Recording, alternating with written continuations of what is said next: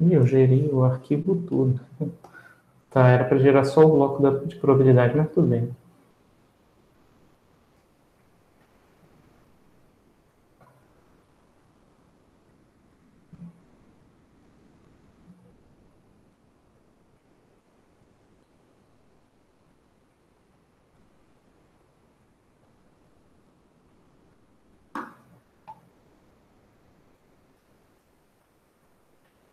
Bom, então, na aula de hoje, a gente vai falar sobre probabilidade. As outras aulas das primeiras 2 semanas, a gente estava falando sobre análise descritiva, que é aquela parte inicial da estatística, onde a gente vê algumas justificativas, né, para que a estatística serve, o que a gente faz com estatística, de forma, assim, muito introdutória mesmo, né? E o enfoque está na parte exploratória, né, que significa a gente olhar para gráficos e olhar para medidas descritivas, que são uma análise inicial, né, que a gente utiliza para motivar algumas questões de interesse com base na base de dados, conhecer a base, saber se tem muito dado faltante, saber se os dados parecem ser simétricos. Tem uma parte de amostragem também que é muito importante, de delineamento de experimentos. Então, a sequência natural, né, é você usar análise exploratória de dados para motivar algumas questões, e aí a gente vai precisar usar futuramente, né, ferramentas de inferência estatística para tirar conclusões robustas a respeito daquelas hipóteses que, em geral, são formuladas durante a análise exploratória de dados.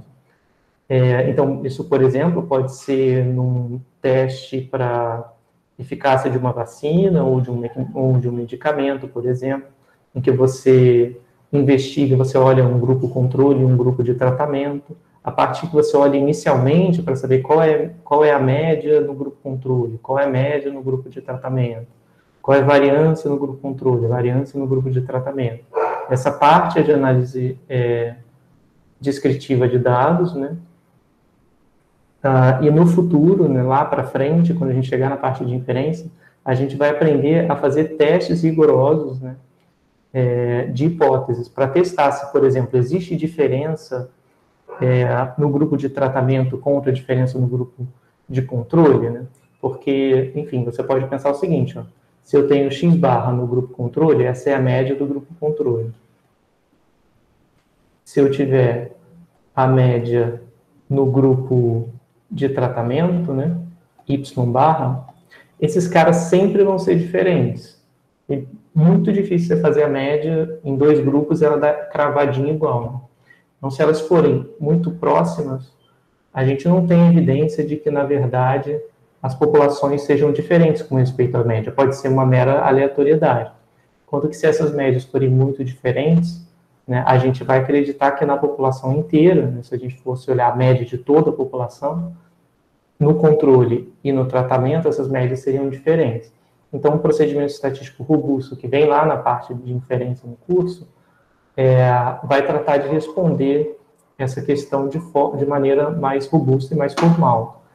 E aí é que entra a parte de probabilidade, porque a probabilidade é que fornece a teoria que é necessária, né, para que a gente entenda como os métodos de inferência que vão vir lá na frente e que vão ser os métodos que vocês provavelmente que tem a maior probabilidade de vocês chegarem a usar na vida prática de vocês, se tiver que escrever algum artigo ou algo que use de alguma análise estatística, muito provavelmente vão precisar usar teste de hipótese. E aí, para fundamentar essa parte toda de inferência, a gente precisa saber bem probabilidade, variáveis aleatórias. Então, é nessa parte que o conteúdo de probabilidade se insere. Então, o curso está dividido nessas 3 partes. A primeira, análise descritiva, exploratória. A segunda parte, probabilidade. E a terceira, inferência. Bom, então vamos falar um pouquinho sobre modelos probabilísticos, né? Eu comecei a falar e não explicitei isso, né? Pessoal, se vocês tiverem alguma dúvida, qualquer dúvida que seja, Pode me interromper, não tem problema, tá? Eu fico aqui eu só consigo ver a tela que vocês estão vendo, né, no computador de vocês. Para mim só aparece os slides. Então, se vocês tiverem alguma dúvida, tem que ou vocês sinalizam no chat, ou pode me interromper mesmo, abrir o áudio e perguntar, professor, não entendi. Em qualquer momento. Pode ser que eu esteja explicando, para mim não importa, não tem problema. Eu volto e explico, tá? É só porque senão dá maior trabalho, eu vou ter que ficar minimizando e voltando e olhando no chat toda hora, tá? Então, pessoal, se tiver alguma dúvida ou qualquer coisa, fique à vontade, tá? Bom, então a gente precisa falar um pouco sobre modelos probabilísticos, né? Antes disso, vamos falar sobre uma modelagem que talvez a gente seja mais acostumado, né, a ver, que é a modelagem determinística. Ou então, o modelo determinístico ele pode ser descrito facilmente por uma fórmula, em que se você tem os inputs da fórmula, o output é sempre o mesmo, e é sempre previsível. Por exemplo, né, se você estiver tratando de um corpo em queda livre no vácuo, a gente sabe da física, né, ou talvez a gente não se lembre, mas tudo bem. Existe uma fórmula que vai te dizer que a velocidade final vai ser dada por V igual a 2 raiz de 2GH, onde G é a aceleração da gravidade e H é a altura inicial. Tá? Então, esse modelo que é determinístico, ele diz o seguinte, se eu sei a gravidade e sei a altura, eu automaticamente vou saber a velocidade. A velocidade está dada e é determinístico. Basta saber os inputs, que são G e H, que eu vou saber quem é o output dessa fórmula e não tem nenhuma aleatoriedade envolvida. É claro que na vida real, a gente, quando a gente faz um experimento, o experimento ele não bate exatamente com a fórmula. Bom, por quê, né? Porque essa fórmula tem pressupostos que na vida prática a gente não consegue controlar, né? Por exemplo, o objeto precisa estar em queda livre no vácuo, né? Então, dificilmente a gente consegue largar um objeto no vácuo. Sempre tem vento ou algo que interfere nessa queda livre. Então, se você repetir o experimento várias vezes, na prática você vai observar resultados diferentes. Talvez ligeiramente diferentes, se o experimento for bem controlado. Talvez bastante diferentes se o experimento não for muito bem controlado. Mas o modelo em si, determinístico, é o modelo dado pela fórmula nesse caso, tá? Então, o modelo da fórmula é um modelo determinístico. E o modelo probabilístico, né? Onde ele aparece? Bom, ele aparece quando a gente não sabe os resultados do experimento antes de fazer, né? Então, é quando a gente sabe quais são os possíveis resultados, mas a gente não sabe, ou é muito difícil precisar qual vai ser o resultado. Por exemplo, você jogar uma moeda ou um dado, a princípio você não vai saber qual é a face que vai sair, nem de um nem de outro. Então, nesse sentido, é um modelo probabilístico. Você pode ter um modelo físico que seja probabilístico. Por exemplo, nesse caso que você faz o experimento da queda livre, se você não conseguir controlar a parte do vácuo, né, a cada vez que você repetir, você vai medir tempos diferentes, até pela precisão do instrumento, né? Você vai lá anotar o tempo, cada vez que você anota, o tempo é ligeiramente diferente. Então, a gente pode pensar no modelo determinístico como modelo ideal, né, que funciona se todas as condições estiverem perfeitamente satisfeitas, mas ele deve ter um componente probabilístico aí que dá conta, né, de toda a aleatoriedade que a gente não consegue prever e não consegue controlar. É aquela velha história.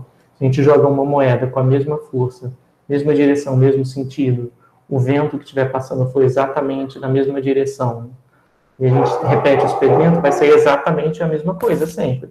É como a gente não consegue controlar, dá resultados diferentes. Então, vamos falar de algumas definições básicas para a gente ter em mente um pouco da terminologia, né, e não confundir as coisas nesse contexto de probabilidade.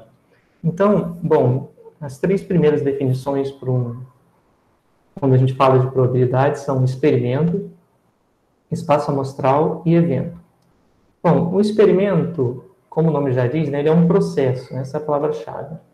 Tá? Esse processo é real ou hipotético, tá? Onde os resultados eles podem ser identificados ao longo do tempo. Por exemplo, você faz um experimento que consiste só em jogar uma moeda 3 vezes, contar o número de caras. Esse é o experimento, o ato de jogar a moeda. 3 vezes, no caso. E espaço amostral? Bom, o espaço amostral ele é uma característica do experimento. né? Ele, no caso, é a coleção de todos os possíveis resultados do experimento. Então, aqui a ênfase está na palavra todos, né? Então, é a coleção de todos os possíveis resultados de um experimento.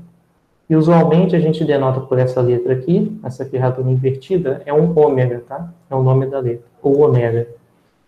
Então, se escreve assim. Então, ômega, ele é o conjunto de todos os resultados possíveis de um experimento. Se o experimento for jogar um dado e observar a face de cima, o ômega vai ser um conjunto. Vai ser o conjunto 1, 2, 3, 4, 5 e 6. Certo? E aqui tem todos os resultados possíveis. Então, o dado não vai ficar numa quina, né? Não vai sair com uma aresta para cima, vai sair sempre com uma face de 1 a 6.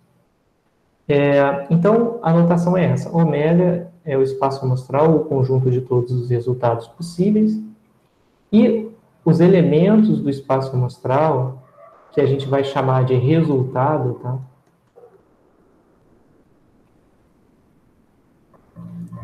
Vale a pena, de repente, até escrever aqui como outra bolinha. Resultado. Resultado é o quê? São os elementos de ômega.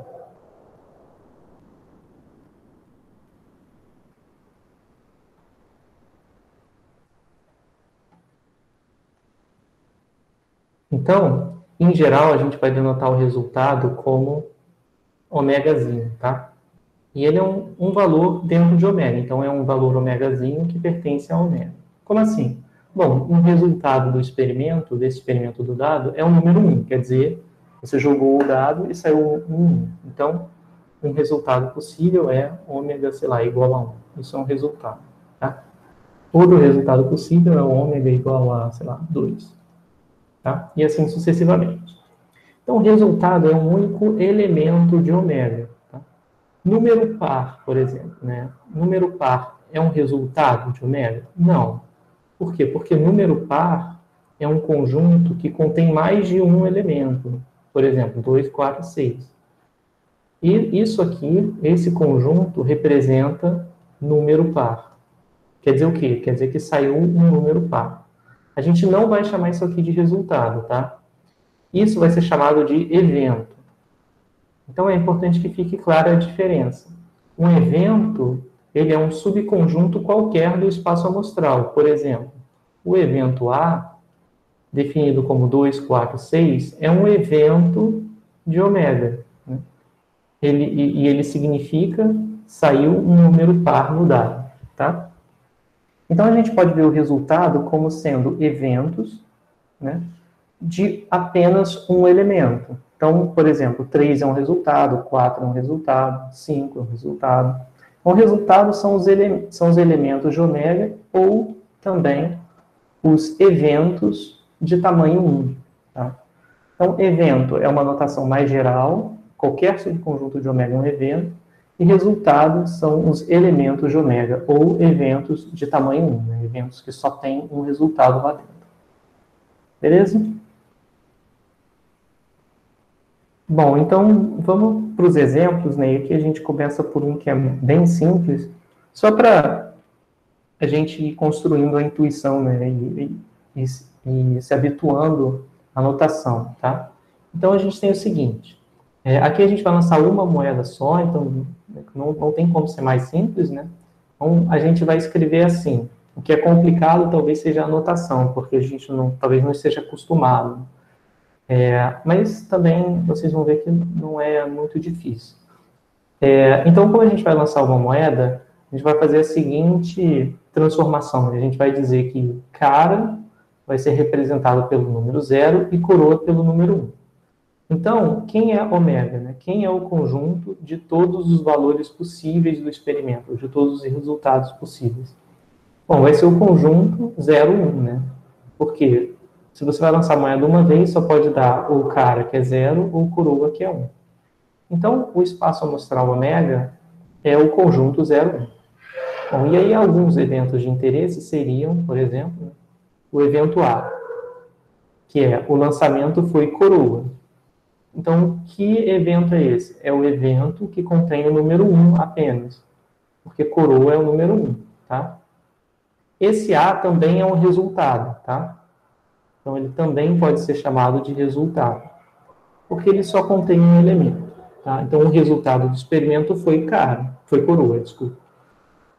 O evento B é a mesma coisa, é bem análogo, que é o lançamento foi cara. Se foi cara, então B é igual ao conjunto que só tem o elemento 0 dentro dele. E C? Bom, C, o lançamento é cara ou coroa, né? Então, C é o seguinte evento, é o evento 01, porque ele vai ser ou cara ou coroa. Tá? No caso, esse evento C, ele coincide com o espaço amostral, né? E o evento o lançamento é cara ou coroa, e o conjunto de todos os resultados possíveis também é cara ou coroa, porque só pode dar cara ou coroa, tá bom? Então, esse primeiro exemplo, ele é bem simples, né? Só para ajudar um pouco a fixar a nomenclatura. Tá? Professor, Oi. o evento A, ao mesmo tempo que o número 1, ele é também um resultado. Isso. Ah, tá. Tá? Obrigada. De nada. O B também, mesma coisa. Tá? Bom, vamos para o exemplo 2. O exemplo 2, ele já é um pouquinho de nada mais elaborado, porque agora eu vou lançar duas moedas, tá? Não vou lançar mais uma moeda só. Então, a gente tem, de novo, os resultados. Não posso dizer, talvez não devesse chamar de resultado, mas a gente tem que fazer essa nomenclatura para não ficar escrevendo cara e coroa direto. Então, vou dizer que cara é o 0, coroa é 1, igual no exemplo anterior. Então, vamos escrever quem é o ômega. Né? Já está escrito aqui no slide, mas eu prefiro escrever assim. Ômega é o conjunto de todos os resultados possíveis do experimento. Tá? Vamos lançar duas moedas. Cara não é um resultado. Tá? É impossível você jogar duas moedas e o resultado ser cara. O resultado ou é cara, ou é coroa, ou é coroa, e assim sucessivamente. Então, os resultados, eles sempre têm que, nesse experimento aqui, eles vão ter dimensão 2. Né? Como assim dimensão 2? Eles vão ter dois números. Cada resultado vai ser composto de dois números. Por exemplo, o primeiro resultado possível seria, digamos, 0, 0, que significa o primeiro resultado, o primeiro valor que saiu, a primeira face que saiu foi cara, e a segunda face foi cara também. Então, aqui, ó, a primeira face é essa aqui, e essa aqui representa a segunda face. Tá? Esse é o primeiro elemento. Na matemática, a gente convenciona colocar parêntese quando a ordem importa, tá? Então, conjunto é chave, que a ordem não importa, e sequência, né, se você for olhar a sequência de resultados, onde a ordem importa, a gente denota com parêntese. Então, o segundo resultado possível é, digamos, 0, 1, que representa cara, coroa. O terceiro, coroa, cara, e o quarto, cara. Tá bom? Então é isso, não tem como ômega ter nenhum outro resultado além desses. Então, todos os resultados de ômega estão listados aqui. Tá? E aí, tanto faz a ordem. Se eu listar primeiro 0,1, depois 0,0, tá? Dá na mesma. Aqui no slide, eu usei algumas notações diferentes para poder falar desse assunto, né? Então, para poder escrever o mesmo conjunto, eu posso escrever dessas 1, 2, 3, 4 formas. Tá? Essa daqui, eu não vou falar muito com vocês, não, porque a gente não deve usar muito. Ela é um pouco mais carregada, é mais chatinha. Vamos falar sobre essa daqui primeiro. O que é isso, né? 0,1 vezes 0,1, estranho, né? Essa é uma multiplicação? Esquisito. Não, na verdade, isso aqui, como eu estou fazendo, parece que é um produto, né? Entre conjuntos, e aí vem a estranheza, né? Como é que eu multiplico conjuntos? Esquisito, né? E é porque não é uma multiplicação, é o que a gente chama de produto interno. O que é o produto interno? Bom, vocês que são da biologia, vocês devem estar, certamente vocês estão familiarizados com aquela noção da genética, né? De cruzar alelos, por exemplo.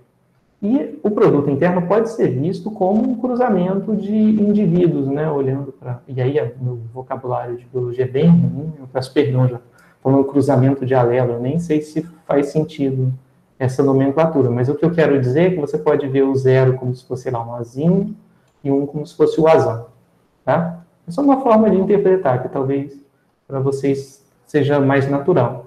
Então, o que é o produto interno? O produto interno é o cruzamento de de todas as possibilidades, aqui levando em conta a ordem. Então, ó, se eu cruzar esse com esse, vai dar 0, 0.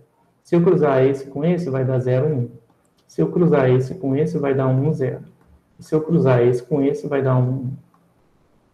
Então, olha só que interessante, né? Esse produto interno, ele é uma forma abreviada de escrever o conjunto que tem esses 4 elementos aqui. Né?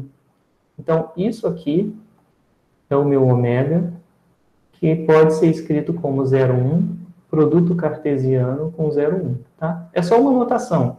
Então, se eu tiver que escrever, né, se eu tiver que escrever algo que seja o cruzamento de todos os elementos de um conjunto com todos os elementos de outro conjunto, eu posso denotar com produto interno. Tá? Aí aqui tem um porém, né? Eu acho que na biologia tem uma noção de que o azão tem que vir sempre primeiro. Aí aqui não tem isso, tá? Porque na matemática faz diferença, a ordem faz diferença, né? Então não posso... Eu acho que para vocês sempre escrevem assim, né? Azão, azinho, nunca azinho, azão, né? A gente aqui não vai fazer isso, a gente vai sempre escrever aqui no cruzamento, faz diferença, então a gente vai deixar um 0, é diferente do 0, 1, tá? Então, esse é o único porém, mas a noção de produto interno é essa, tá? A gente fala de produto interno porque é útil lá na frente, se você tiver, sei lá, 5 elementos aqui em cada conjunto, ou se for um dado, por exemplo, que são 6, aí a gente precisa de uma notação melhor, né? Vamos supor que eu esteja com um experimento de jogar 2 dados, tá? Então, eu vou criar um novo ômega aqui, eu vou chamar de ômega D, tá? Que é o ômega para os dados. Se eu tiver que jogar 2 dados, vai ser bem trabalhoso eu escrever assim, né? 1, 2. Vou ficar aqui até amanhã fazendo isso. Então, vai dar bastante trabalho. Em geral, e aí é mais fácil a gente usar a noção de produto interno. Tá? Por quê? O conjunto de todos os resultados possíveis, se eu jogar 2 dados, vai ser 1, 2 até 6, né? Cartesiano com 1, 2 até 6. Tudo bem? Isso aqui quer dizer o quê? Que eu vou cruzar todos os resultados possíveis do primeiro dado, que são de 1 até 6, com todos os resultados possíveis do segundo dado, que também é de 1 até 6. Então, isso aqui já descreve todos os 36 resultados possíveis, tá? Alguma dúvida, pessoal, nessa anotação? Não, professor, tudo certo. Não, professor. Ah, beleza. Bom, outra forma de denotar é assim, com esse quadrado em cima. Esse quadrado não é um produto, ele só diz quantas vezes o produto interno está sendo aplicado. No caso, 2. Então, é 0,1 com 0,1. Se eu estivesse fazendo 3 lançamentos de moeda, aí eu vou denotar como, sei lá, ômega 3. Eu ia fazer 0,1, cartesiano com 0,1, cartesiano com 0,1. Tá? Eu também poderia escrever assim, 0,1 ao cubo, com 3 em cima. Isso aqui quer dizer que é o produto interno 3 vezes. Tá? Então, é só uma abreviação. Se você estiver jogando 10 moedas, é mais fácil você denotar com 0,1 elevado a 10. Tá? Que quer dizer o produto cartesiano de 0,1 com ele mesmo 10 vezes. Ou seja, são todas as sequências possíveis de cara ou coroa em que você joga a moeda 10 vezes. Tá? Bom, então vamos ver alguns eventos de interesse, só para, de novo, né? Professor, a gente fazer a anotação. Oi, pode falar. por que você começou com 0? Por que Pode começar o com da 1, moeda não tem é 0? problema. Se fosse 1, 2, não teria problema. Não teria problema. Isso aqui é só uma anotação. Você Então, eu poderia atribui chamar o cara cara de 1 e coroa de 2. Mas aí no resultado, entre aspas, porque lá no início, na introdução, você falou que número par não era resultado. E aí seria diferente? Não. Número par, quando eu escrevi aqui número par, eu quero dizer que o resultado é um número par. Ou seja, o resultado é ou 2, ou 4, ou 6. Isso aqui não quer dizer que eu não posso colocar números pares para codificar coisas em ômega. Não sei se eu entendi. Foi isso que você perguntou? Foi. Então, Obrigada. eu podia botar cara para 1 e coroa para 2, não tem problema. Tá? Tudo bem? Tá sim, obrigada. Ah, de nada. Mais alguma dúvida, pessoal?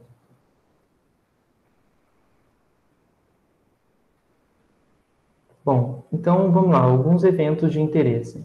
Então, por exemplo, né, posso denotar como AJ, aí já começa uma notação que é um pouquinho mais chatinha, mas nada demais. A AJ significa o Jésimo lançamento foi coroa. Como assim Jésimo, né? Se esse J for 1000, representa o milésimo, tá? Essa é a lógica da escrita. Então, como eu tenho AJ e eu só estou lançando duas moedas, eu só posso dizer A1 ou A2, né? Porque aí vai ser o seguinte, ó, A1 vai ser o unésimo, só que a gente não fala unésimo, né? A gente fala primeiro. Então, A1 é o primeiro lançamento foi coroa. Então, vamos lembrar, né? A gente precisa escrever esse evento como um subconjunto de ômega. O que isso quer dizer? Quer dizer que alguns caras de ômega vão formar esse elemento e outros não vão formar. Esse elemento, desculpa, não. Esse evento, enquanto outros não vão formar. Então, quais são os elementos daqui que representam o primeiro lançamento foi coroa? Como coroa está denotado como 1, então o A passa a ser esse elemento e esse elemento. Então, o conjunto A que representa o conjunto A1, é o primeiro lançamento foi coroa, ele consiste nos dois resultados, 1, 0, 1, 1, porque quer dizer, o primeiro elemento foi coroa e o primeiro elemento foi coroa. E aí o segundo elemento pode ser o cara ou o coroa. Tá? Então, esse evento aqui representa o primeiro lançamento foi coroa, esse daqui.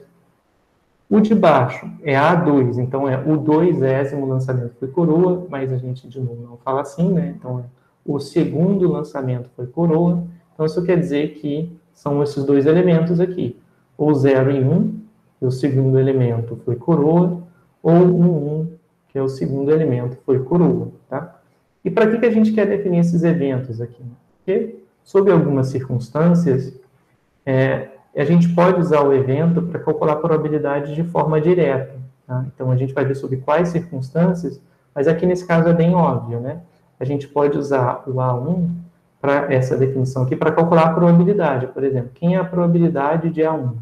Ou seja, qual é a probabilidade do primeiro lançamento ser coroa? Aí, essa probabilidade fica sendo o número de resultados possíveis no evento, que são 2, né? Porque tem 2 resultados, esse e esse, dividido pelo número de resultados do espaço amostral, ou seja, dividido por todos os resultados possíveis. Então, 2 sobre 4, que é meio. Né? Então, é importante a gente saber escrever quem são os eventos, porque aí, sob certas circunstâncias, calcular a probabilidade vai ser análogo a contar elementos dentro daquele conjunto. Tá? Mesma coisa para o A2, como aqui tem 2 elementos, a probabilidade de A2 vai ser igual a meio. Tá? Mas a gente vai ver isso com calma ainda hoje, mais lá para frente. Outro evento possível é esse aqui, pelo menos um lançamento foi coroa. Tá? Esse aqui pode ser representado como? Se eu escrever como B, esse evento, ele vai ter que conter quais resultados? Ele vai conter 0, 1, porque coroa é 1, né? Vamos lembrar, coroa é o número 1. Então, pelo menos uma coroa é 0, 1, ou 1, 0, ou 1, 1.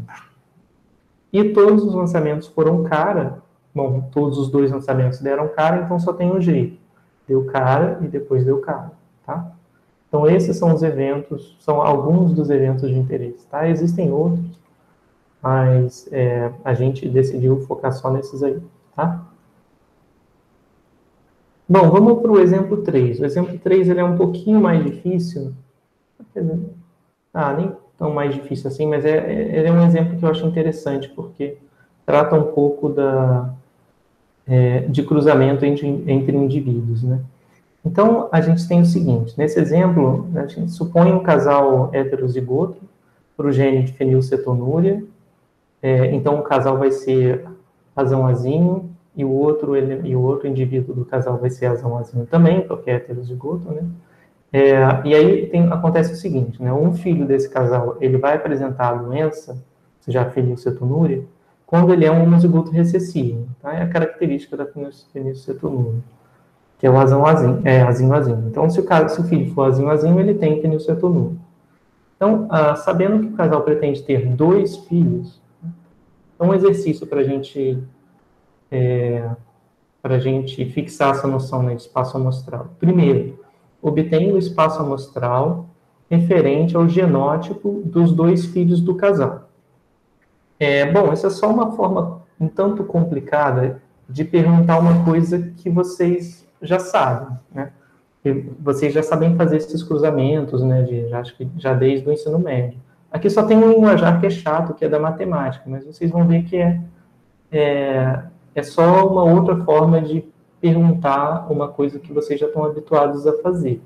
Que é o seguinte.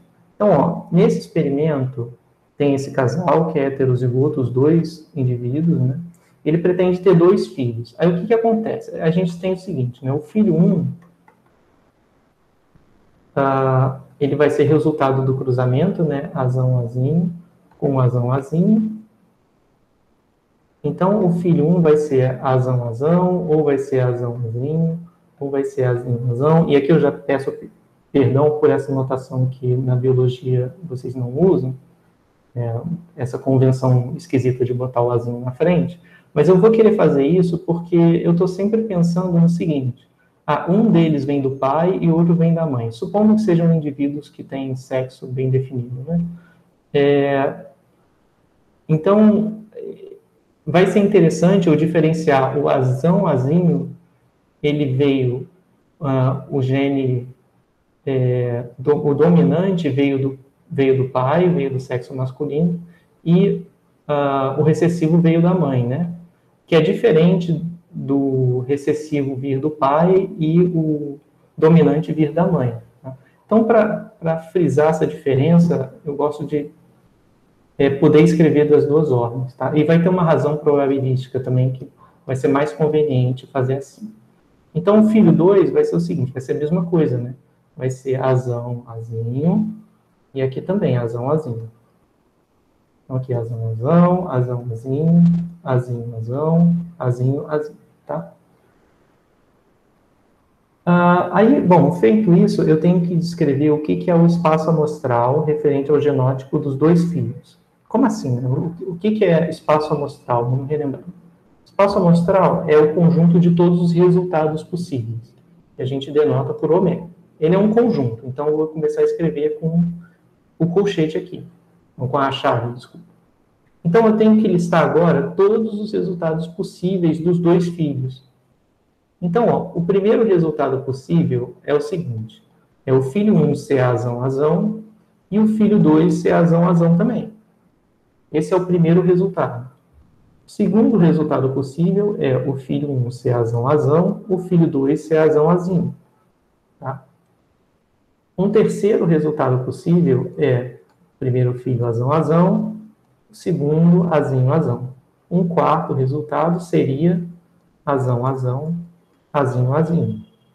E aí eu tenho que continuar. O quinto resultado possível seria azão, azinho, azão, azão.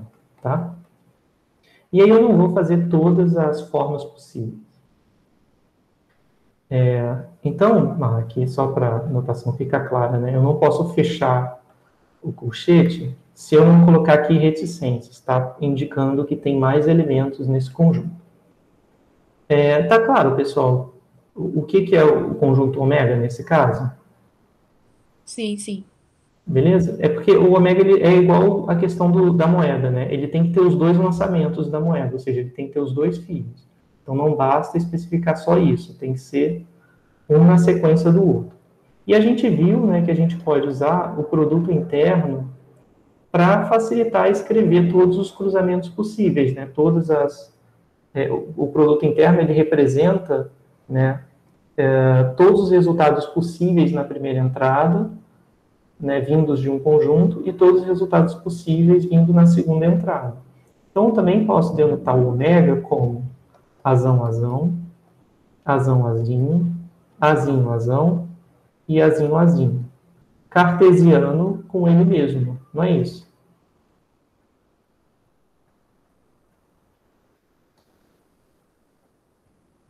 Tá? Então, se eu denotar dessa forma, ou ainda, né, eu também posso denotar com um quadrado,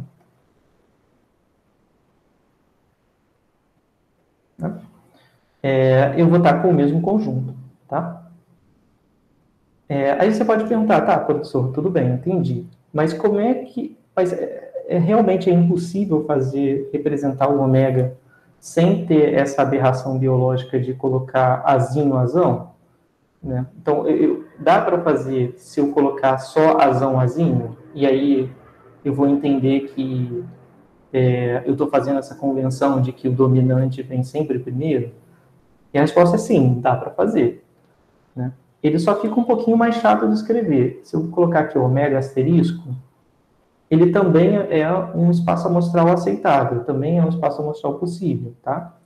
Então, ele seria da seguinte forma, azão, azão, azão, azão, com azão, azão, aí aqui viria azão, azão, com azão, azinho, e aqui viria... aí agora aqui, ó, eu não posso colocar mais esse, então eu tenho que ir direto para o azão, azão, azinho, azinho. Aqui embaixo eu posso colocar, vão ter menos elementos para eu poder listar, né? Por exemplo, agora vem o azão, azinho, então vai dar azão, azinho, né, com azão, azão, azão, azinho. É repetitivo, mas é só porque eu quero mostrar uma coisa que, se não prestar atenção, acaba dando vários erros de conta lá na frente, tá? Então vai ser azão, azinho com azão, azão, depois azão, azinho com azão, azinho de novo. Esse cara não tem, então azão, azinho, azinho, azinho. E aí tem mais alguns, tá? Que entram aqui. Por que que eu... Bom, dá para fazer assim, mas aí você tem que ter a seguinte coisa na cabeça, né? Agora você tem que saber que, por exemplo, esse caso aqui, ele vai incluir, na verdade, dois casos. Então, é uma forma de denotar dois casos possíveis. Então, aqui são dois casos, porque pode ser que o azão tenha vindo do pai ou que o azão tenha vindo da mãe. Então, apesar de ser uma escrita, ela está representando, entre aspas, dois eventos diferentes. Tá? Da mesma forma, aí começa a complicar um pouquinho. Né? Aqui são duas formas diferentes, né? Porque também tem azão, azinho. Aqui também tem azão, azinho. E esse aqui? Olha, esse aqui são quatro, né? Porque pode ser que o primeiro filho tenha herdado o dominante do pai ou tenha herdado o dominante da mãe. Então, já são duas possibilidades. E aqui é a mesma coisa para o segundo filho. Então, aqui são quatro possibilidades. Se eu tiver que calcular probabilidades usando esse ômega, fica um pouco mais chato. Por quê? Porque dependendo do elemento que eu estiver colocando, eu vou ter que lembrar que ele está representando dois elementos. Por exemplo, esse aqui está representando 2, esse aqui está representando 4. Enquanto que aqui é mais fácil de calcular a probabilidade, porque basta você contar, basta você pegar lá os elementos e fazer a contagem pura e simples, tá? Mas dá para fazer dos dois jeitos, não tem nenhum problema. É só ter atenção, tá? Lá na frente, quando a gente for falar de espaço amostral aqui para o lado, eu acho que isso vai ficar mais claro. Mas, por enquanto, fez sentido, pessoal, essa diferença? Professor, eu tenho uma dúvida. Pode falar. No caso ali, você colocou espaço amostral ao quadrado? Só foi possível você colocar assim porque eram dois conjuntos iguais, não é isso? Se eu estiver fazendo uma Esse aqui? probabilidade. Não, aqui em cima. Você colocou. Ele pode ser. Não, embaixo, desce, desce. Hum. Pode descer mais. Onde Uhum. você colocou aqui no início da folha? Você Ah, colocou esse espaço aqui. ao quadrado, isso. Ele só Ah, pode ser ao tá. quadrado porque são dois conjuntos exatamente iguais, que vão Isso. resultados iguais, não é isso? Isso, exatamente. Nesse caso aqui eu não consigo fazer, né? Ah, tá. Tá bom. Era esse Não, mesmo. eu acho que nesse caso... Não, não, desculpa. Nesse caso eu até consigo fazer também, eu acho. Porque, deixa eu ver se não é isso. Vai dar... Ah, razão, razão... dá pra fazer. É só tirar esse daqui. Vai dar azão, azão, azão, azinho, azinho, azinho, ao quadrado. Mas aí eu só vou ter que lembrar, né, que tem essa dubiedade aqui, dependendo de se o cruzamento envolver azão, azinho, ele vai estar representando ou dois resultados possíveis ou até quatro. Mas também dá. Tudo bem? Tudo bem, entendi. Obrigada. De nada. Mais alguma dúvida, pessoal?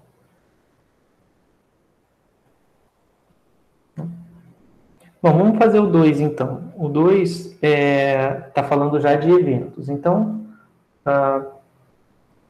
no item 2, o que eu peço é o seguinte, né? Represente na notação de conjuntos o evento B, que representa pelo menos um dos filhos tem a doença. Então, eu vou escrever aqui o B. Como o B é um evento, ele vai ser um subconjunto de ômega, então ele vai conter resultados de ômega. Então, o que representa aqui pelo menos um dos filhos tem a doença?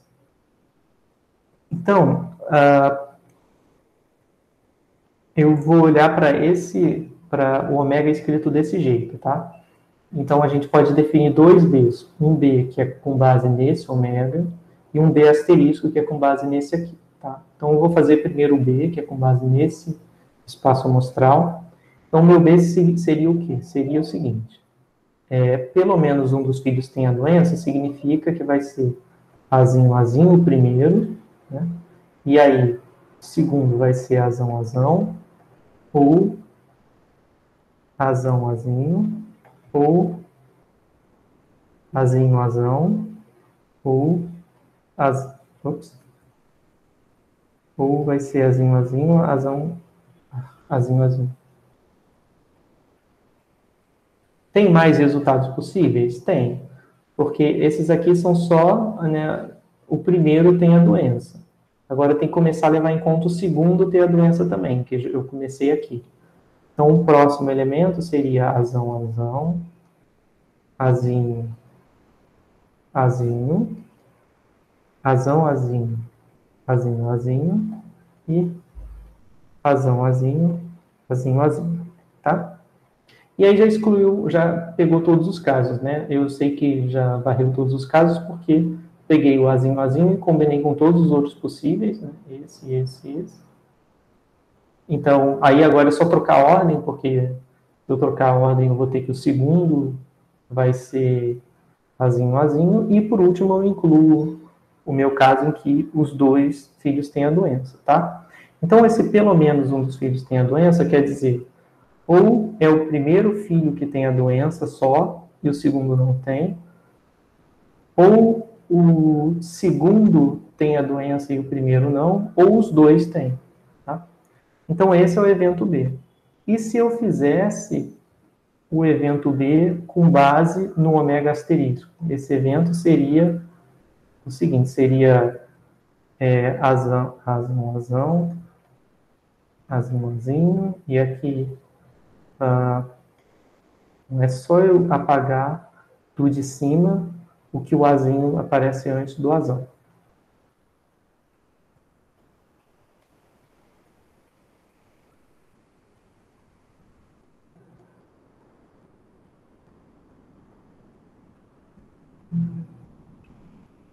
Tá? Tudo bem?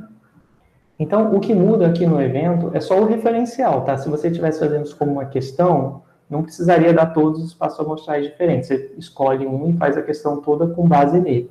Aqui eu estou só mostrando para vocês como seria, né? Então, ó, no caso do B asterisco, eu estou levando em conta esse ômega. Então, eu não pode aparecer em lugar nenhum azão, azinho. Tá? Então, por isso que reduziu. Ó, eu cortei esse caso aqui, tá? E se eu pedisse para você, então calcula com base nisso, né, pensando intuitivamente, né, calcula quem é a probabilidade desse evento B. Então, como é que eu faria isso? Bom, a probabilidade de B, e aí eu já vou usar um conceito que a gente vai definir logo ali na frente, quando eu estiver falando de probabilidade, que é, já usei até no slide anterior, né, que a probabilidade do evento fica sendo o número de elementos de B, a gente denota assim, por esse módulo, tá? Módulo de B, ele não é o módulo da matemática, tipo, o módulo de menos 1 é o valor absoluto, né, que é 1. O módulo de menos 7 é 7. O módulo de 7 também é 7. Tá? Isso aqui é um módulo da matemática. Essa notação aqui, para quando lá dentro tem um conjunto, não é módulo, é número de elementos, tá? Então, a gente denota assim, número de elementos de B dividido por número de elementos de ômega. Então, ó, aqui é fácil calcular qual é a probabilidade de que o casal tenha pelo menos um dos filhos com a doença. Basta contar quantos são os elementos que representam filhos com a doença, que são 1, 2, 3, 4, 5, 6, 7, dividido pelo número total de possibilidades de filho, que é o número de elementos em ômega, né? Aí eu venho aqui, porque esse B diz respeito a esse ômega, e conto quantos elementos tem aqui. Ora, vai ter 1, 2, 3, 4, combinados com outros 4 elementos. Então, são 16, certo? Então, aqui tem 16 possíveis resultados para os dois filhos, que é a combinação desses 4 possíveis para o primeiro, vezes 4 possíveis para o segundo. Então, essa probabilidade seria 7 sobre 16. Tá? E ela tem que dar o mesmo valor para o B asterisco.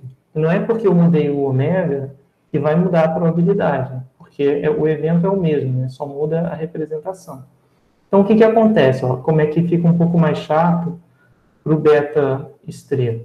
O beta estrela você vai ter que contar. Então, vai dar, esse aqui representa 1, esse aqui representam 2 elementos, esse aqui representa 1, esse aqui representa 1, e esse aqui 2 elementos. Então, aí eu tenho 2 mais 2, 4, mais 3, 7.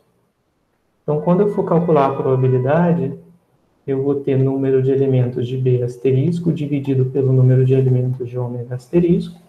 Número de elementos em B asterisco é o quê? Eu contei aqui já, deu 7, né? Em verde.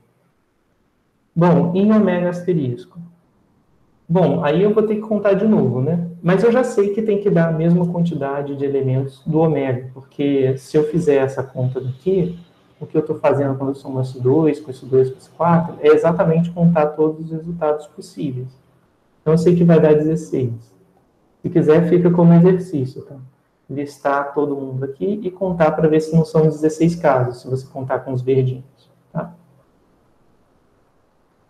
Então, nota que é um pouco mais fácil você usar o espaço amostral definido dessa forma daqui. O que a gente vai chamar lá na frente de espaço amostral equiprovável, tá? Mas dá para fazer dos dois jeitos, é perfeitamente possível fazer assim, é só talvez dê um pouquinho mais de trabalho, porque tem que tomar cuidado com essas representações, tá? Deu para entender, pessoal, esse exemplo? Ficou claro? Sim, professor. Sim, professor. Só Tá. uma pergunta. Pode falar. Se tivessem mais eventos ou mais filhos envolvidos, não seria mais prático fazer o B estrela, por exemplo? Que Pode diminui. Isso pode ser. Se tiver muito mesmo, tipo, sei lá, se tiver 7, vai acabar sendo mais difícil usar o B estrela, porque a gente não vai listar todo mundo e contar. A gente vai usar técnicas de contagem, tá? Para que a gente não precise escrever o conjunto e contar, porque senão realmente vai dar um trabalho do campo. O asterisco vai ter menos elementos lá dentro, né? Mas também eu vou ter que listar todo mundo, vai ser bem chato. Então, a gente vai ver mais para frente como a gente poderia fazer para calcular probabilidades caso eu tivesse muito mais filhos aparecendo na jogada. A sucessão é basicamente essa, a gente, primeiro, usar o que é mais básico, que é contar os elementos que estão dentro de B, os elementos que estão dentro de ômega, e aí a gente vai elaborando um pouquinho, vai aprendendo como é que eu faço quando eu não consigo listar todo mundo, porque são muitos resultados. A gente vai ver que tem técnicas de contagem para fazer isso. E depois a gente vai ver, mas e se eu estiver falando de eventos que são condicionais um ao outro, né? A gente vai ver que vai precisar de usar mais algumas leis, tá? Então, a princípio, se a gente for contar, de fato, vai ter menos elementos aqui. Mas, lá na frente, a gente pode fazer algumas contas e a gente vai precisar listar todo mundo para conseguir calcular probabilidades em B também. Tudo bem? Tá bom, obrigada, professor. De nada. Bom, então, nesse sentido, né, como a gente está falando de conjuntos e calculando probabilidades sobre conjuntos, é interessante a gente ver um pouco sobre como a gente opera conjuntos, né? Como assim operar conjuntos? Operar em matemática é, enfim, fazer conta, né, entre aspas, com aqueles elementos. Só que aqui eu tenho conjunto, eu não tenho mais números, né? Quando eu estou falando de eventos, né? Porque os eventos são conjuntos. Então, a gente vai ver aqui algumas formas de... a gente vai basicamente rever, né, alguns conceitos que ficaram lá no ensino médio, por exemplo, interseção, união, complementar, porque eles vão ser úteis na hora da gente falar sobre probabilidade de pelo menos um acontecer, ou probabilidade de duas coisas acontecerem ao mesmo tempo. Então, a gente vai precisar dessa noção de interseção e união e coisas assim. Então, vamos relembrar aqui, através dessas figuras, algumas noções, né? Por exemplo, aqui eu tenho o meu conjunto universo ômega, também é o espaço amostral, né? E aí, dentro de ômega, eu tenho dois conjuntos, conjunto S e conjunto T. Esse conjunto achurado aqui, ele é o conjunto S interseção T. Tá? Essa interseção significa o quê, né? É o que está escrito aqui. Significa os elementos que estão tanto em S quanto em T. Ou seja, essa interseção, ela pode ser interpretada em português como E. Isso significa o quê? Essa interseção T pode ser lido como S, E, T. Isso pode representar o seguinte: S pode ser o sexo do animal, por exemplo, se o cachorro é macho ou fêmea, né? E o T pode representar ele ter ou não uma determinada doença genética. Então, esse evento representaria o cachorro é macho e tem aquela doença. Então, a gente denota assim, com um E. E por que a gente usa o E? Por causa do desenho, né? Porque ele representa a região que está contida nos dois ao mesmo tempo. Então, os elementos que estão aqui estão em S e estão em T. Tá? Então, é nesse sentido que a interseção representa o E. E esse aqui, esse outro caso? Nesse outro caso, né, é o caso da união. Então, aqui eu tenho S, união T. Por quê? Porque eu estou unindo os elementos de S com os elementos de T. Ou o contrário, né? Unindo os elementos de T com os elementos de S. Tá? Na matemática, né, a união representa o ou. Tá? Isso quer dizer o quê? Que ou S acontece ou T acontece. Lembrando que o ou da matemática ele não é exclusivo. Tá? O que quer dizer? Se eu disser assim, eu quero comer frango ou lasanha agora na janta. Né? Péssimo dar exemplo de comida nessa hora. Mas, enfim, quando eu digo eu quero comer hoje na janta frango ou lasanha, no português a gente vai achar estranho a possibilidade do cara querer comer os dois, né? Porque, enfim, em geral a gente fala o ou, no português, em geral, ele dá a ideia de que é um ou outro, não pode os dois ao mesmo tempo. Na matemática, não. Na matemática, o ou é sempre inclusivo, ele sempre inclui as duas, inclui o frango e a lasanha. Então, a gente brinca, né, que para um matemático, se ele diz, eu quero lasanha ou frango, se você der para ele frango e lasanha, ele não vai reclamar. Ele falou que quer um ou outro, né? Então, se você entregar os dois, também está satisfeito, tá? Então, é isso, né? A união representa o ou, sendo o inclusivo. Ele vai incluir também a interseção dos dois, tá? E esse aqui? Esse já é um pouquinho mais chato de representar. Por quê? Porque esse conjunto que está pintado aqui é o conjunto dos elementos que estão em S e não estão em T. Como é que a gente representa não estão em T? A gente representa por um complementar em cima, tá? Então, isso aqui quer dizer o quê? Quer dizer, os elementos que estão em S e não estão em T. Tá? Então, a região sombreada aqui é o S e T complementar. Então, esse T elevado a C, a gente lê como T complementar, ou se a gente quiser ler também em português, esse C significa não. Ou também significa fora, tá? Ou seja, aqui são os elementos que estão em S e fora de T. Então, eles estão ao mesmo tempo em S e fora de T. Tá? Esse quarto caso aqui, ele é um pouquinho mais, ele é um pouquinho diferente dos outros. Ele é só para representar essa noção de contém e está contido.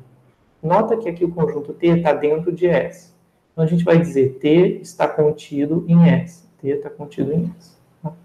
E a região que eu sombreei aqui é a região que está fora de quem? De S, né? Então essa região é S complementar, tá? Esse é um caso bem particular, é um caso que eu represento o S complementar quando o conjunto T está contido em S. Então, esse símbolo aqui significa estar contido.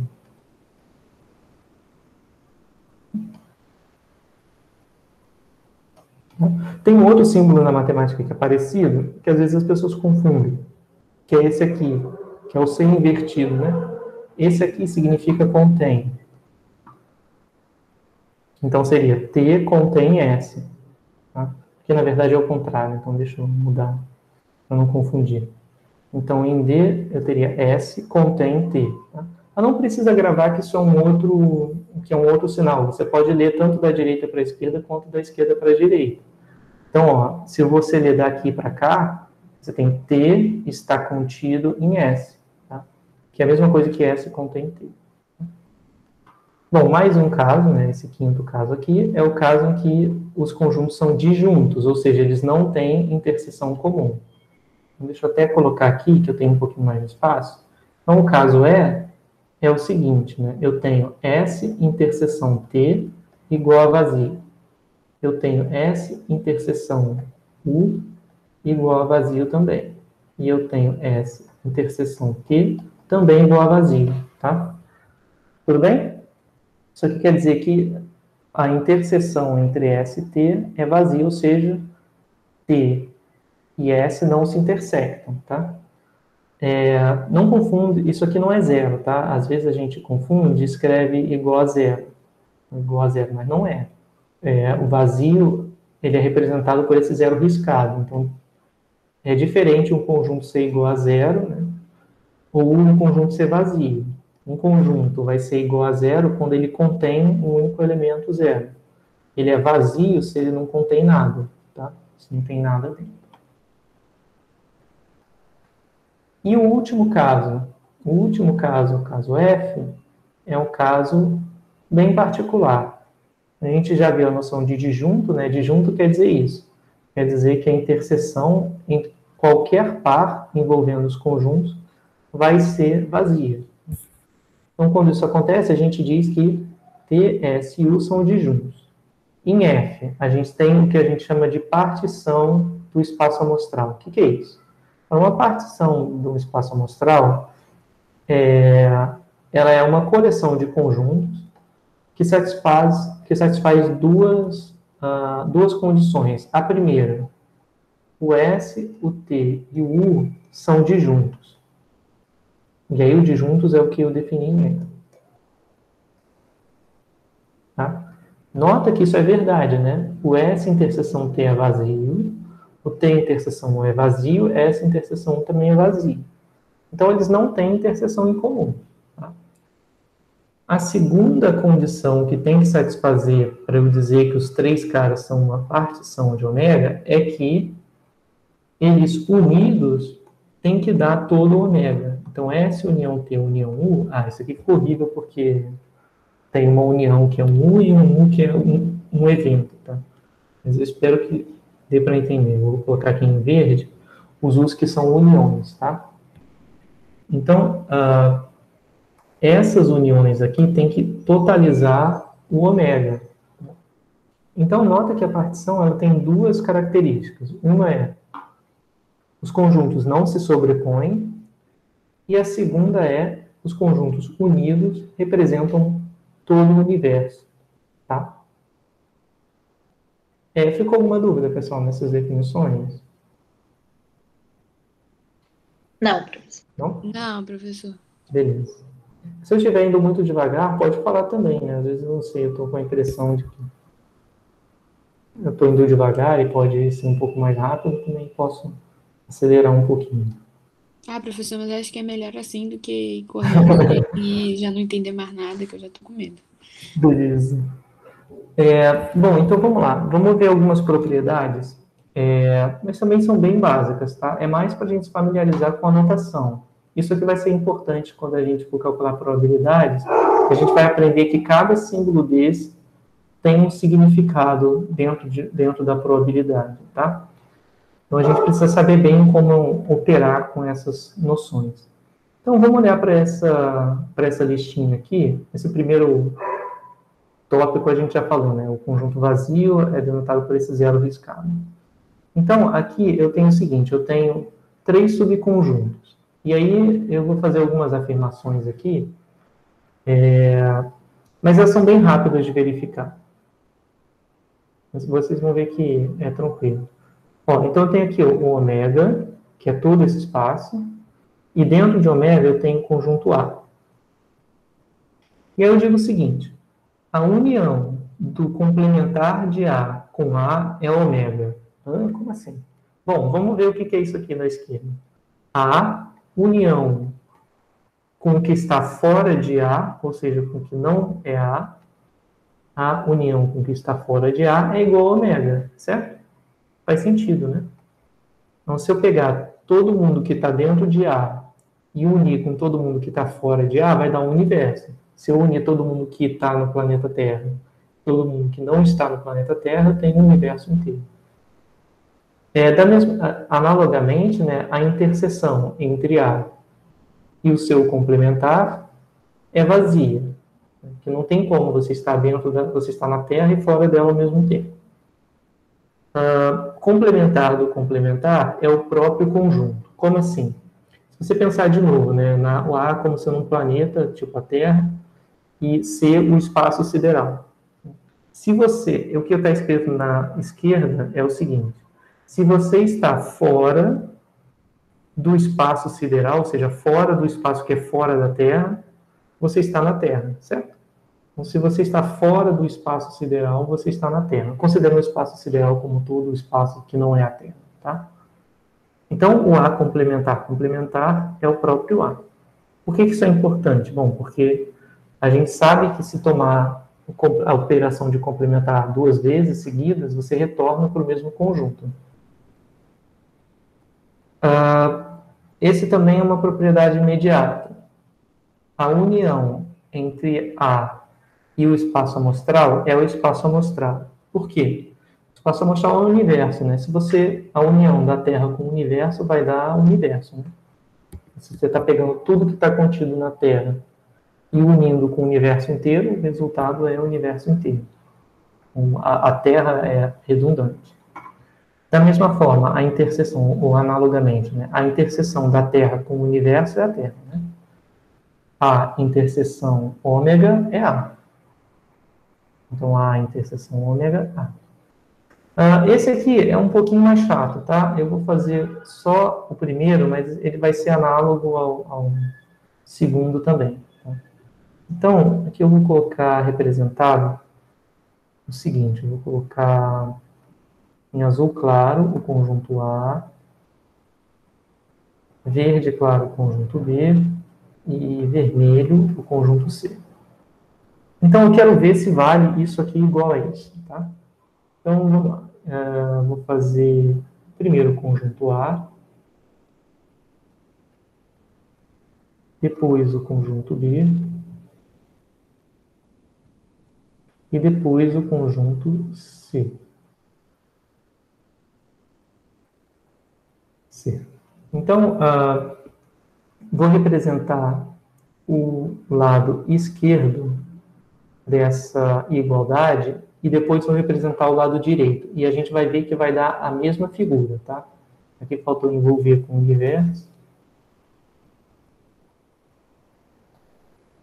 Então, vamos lá. O que é esse primeiro conjunto aqui? Né? É todo mundo que está em A.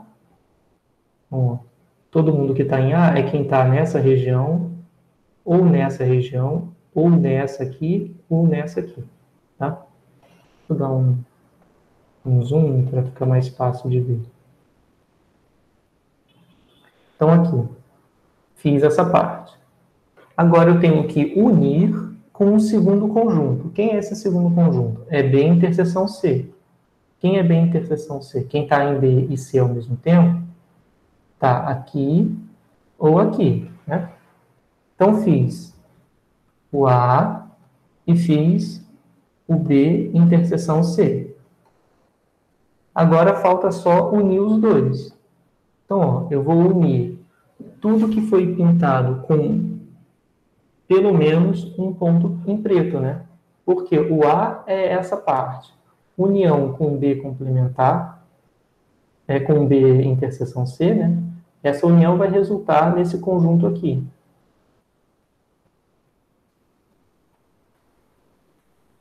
Não é isso? Que é o conjunto A unido com esse pedacinho aqui. Que quando eu for unir esse aqui, ele é redundante, ele já está dentro de A. Tá? Então fica parecendo aí um balão de história em quadrinho, né? Que é essa bolinha mais esse pedaço. Então isso é do lado esquerdo. Vamos ver se do lado direito vai dar a mesma coisa. O que é o lado direito? O lado direito é A união B. Então, quem é A união B? Eu vou fazer o A união B com esse azul mais escuro. Então, A união B é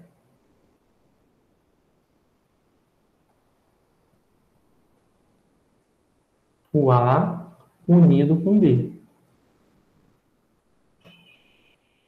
Beleza. Agora, eu vou pegar o A unido com B, que é esse conjunto aqui, que já é quase, né, o meu conjunto A união B interseção C, só que ele tem uma parte a mais, né, que é essa partezinha daqui. E agora o que eu vou fazer vai ser, eu vou intersectar com A união C. Quem é a união C? A união C eu vou fazer com laranja. A união C é esse,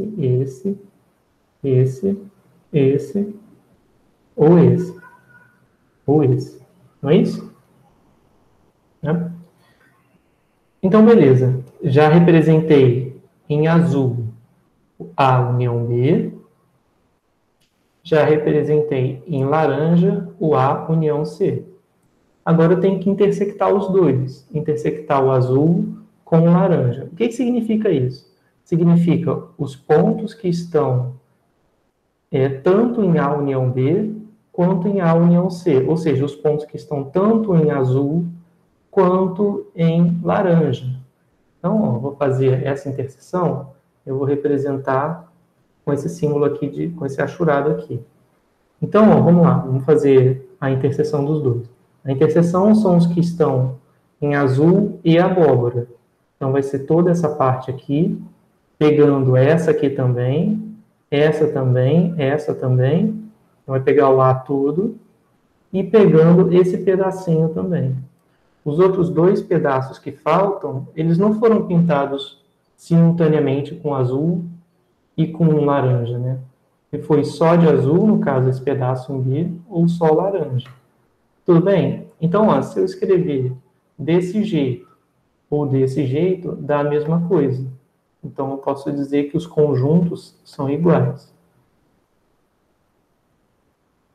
Tá?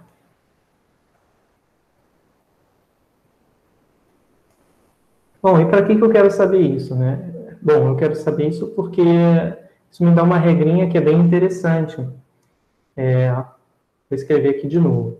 A união B interseção C, vê se não vai dar isso, né? Isso aqui parece com uma propriedade distributiva. É aquela propriedade, se você tem A vezes B mais C, né? Lembra que tinha um chuveirinho lá na época do ensino médio? Pegava, isso dá A vezes B, mais, então daria A vezes B, mais A vezes C. Só que, ao invés de ser vezes e mais, é união e interseção, né? Então, aqui vai dar A união B, porque eu estou tratando o vezes como se fosse união, né? E o interseção como se fosse mais. Então, A união B e A união C.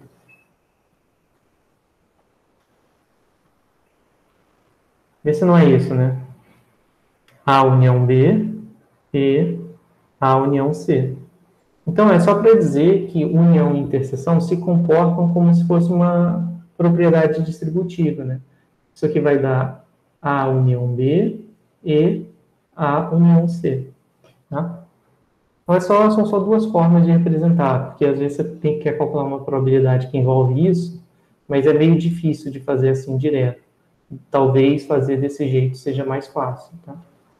E aí o B é similar, ele só troca, tá? Esse B não.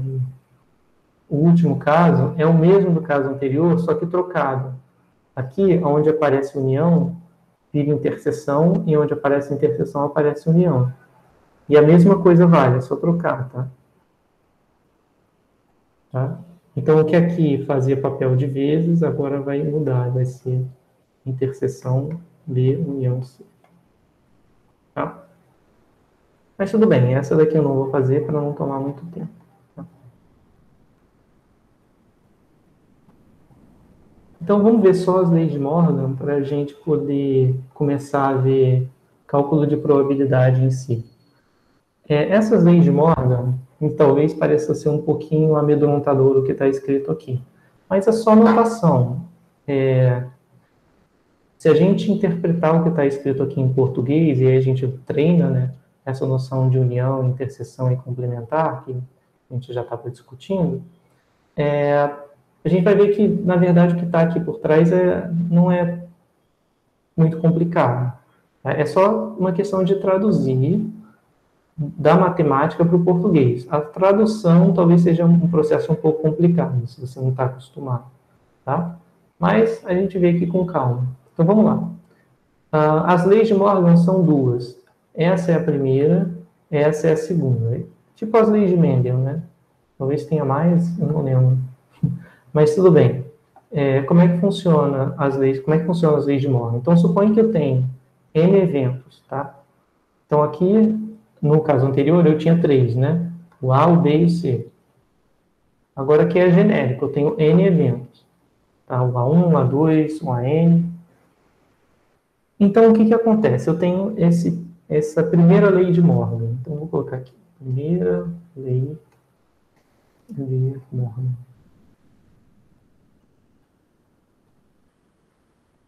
Ela me diz o seguinte, eu vou colocar aqui o lado esquerdo, e aí eu vou traduzir em palavras o que significa.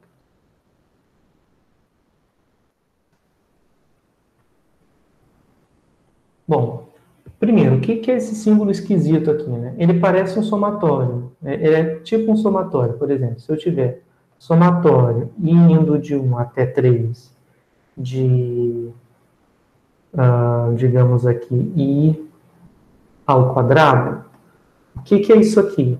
Eu vou somar essa expressão, né, onde o I eu vou trocar por 1 até 3, ou seja, vou trocar por 1, 2 e 3, e somar tudo. Então, isso aqui vai dar I ao quadrado, quando I é igual a 1, vai dar 1 ao quadrado, mais 2 ao quadrado, mais 3 ao quadrado, tá?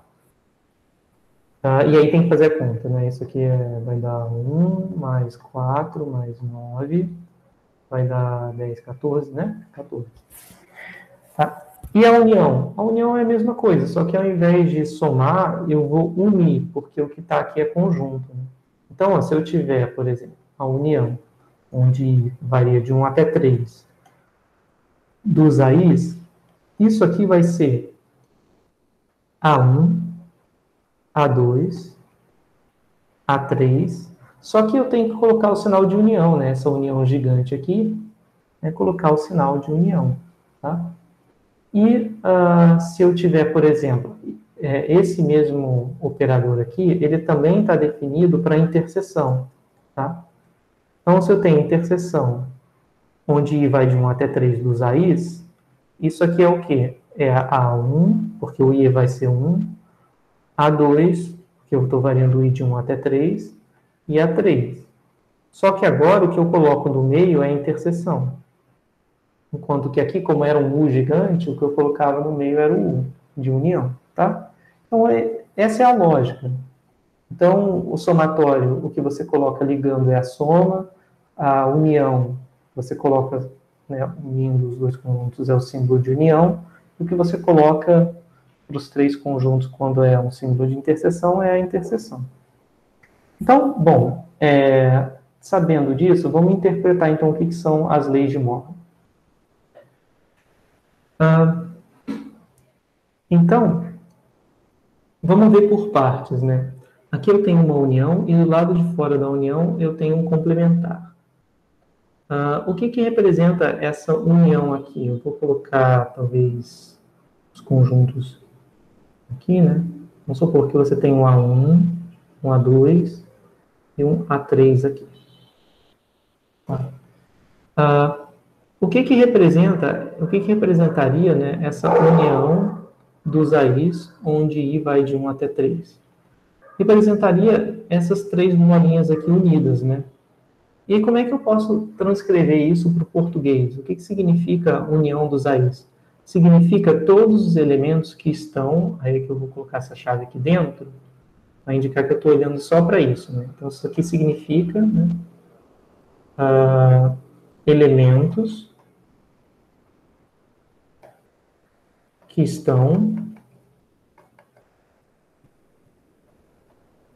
em pelo menos um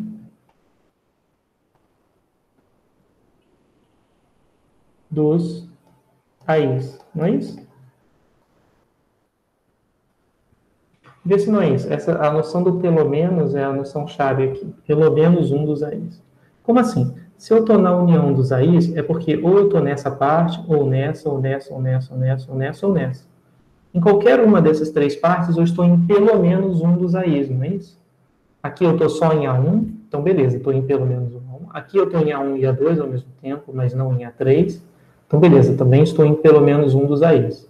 Aqui eu estou nos três ao mesmo tempo, então também estou em pelo menos um dos A's. Tá? Então, essa união dos A's representa o conjunto de todos os elementos que estão em pelo menos um dos A's. Tá? E aí, bom, para eu interpretar o lado esquerdo da primeira lei de Morgan, falta o complementar, que eu não interpretei ainda, só interpretei a união. Esse complementar significa não, né? O que a gente viu anteriormente. Ou então significa fora. Então, vamos ver se a gente consegue traduzir. Então, esse elemento, esse conjunto, esse evento que está aqui, né, é o conjunto de todos os elementos que não estão em pelo menos um dos A's. Então, isso aqui representa os elementos que não estão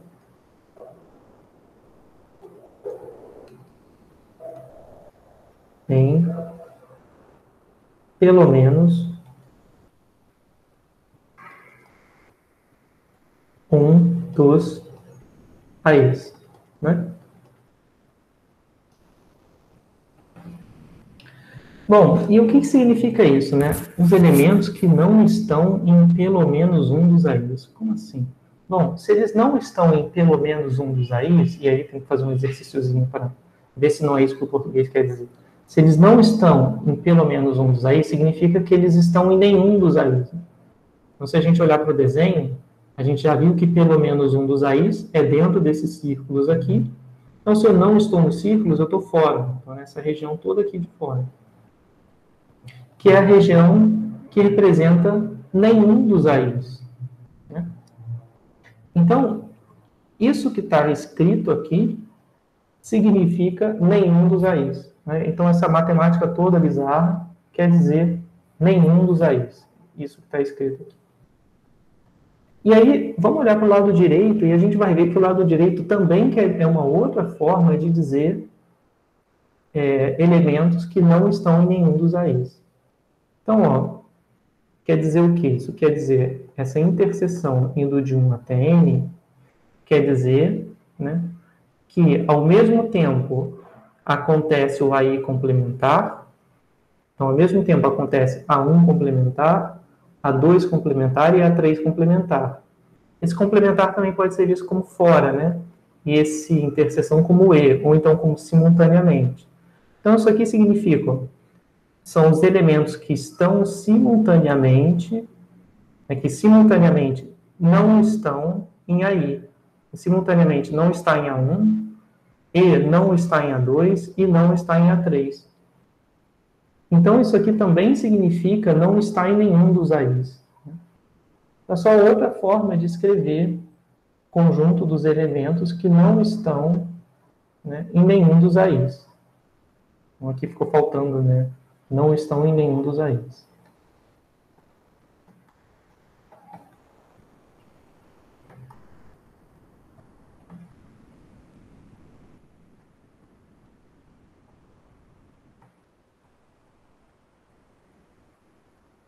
Tá?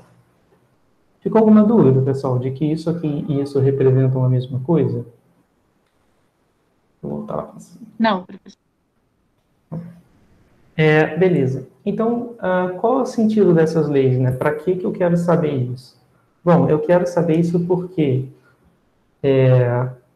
se eu tiver que calcular probabilidades usando uniões, eu consigo transformar essas uniões em interseções se eu tomar o complementar.